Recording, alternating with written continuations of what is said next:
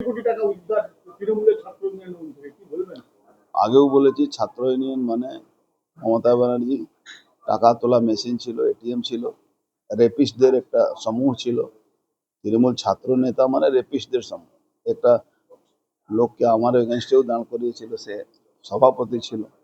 এরা একদম মানে কি বলা যাবে, মানুষের শ্রেণীর মধ্যে এরা পড়ে না। এরা সব সরকারের ক্ষমতার ভোগ করেছে।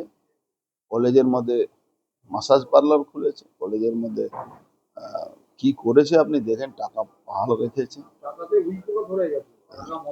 টাকা, মদের বোতল, আর্মস, অ্যামুনিশন সবই তো আছে।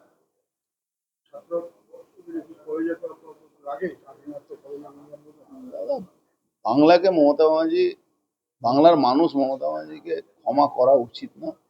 মানে কি বলা যেতে পারে, মমতা ব্যানার্জি বাংলার মানুষের অভিশাপে, মমতা ব্যানার্জিকে ব্যাপক অভিশাপ করবে।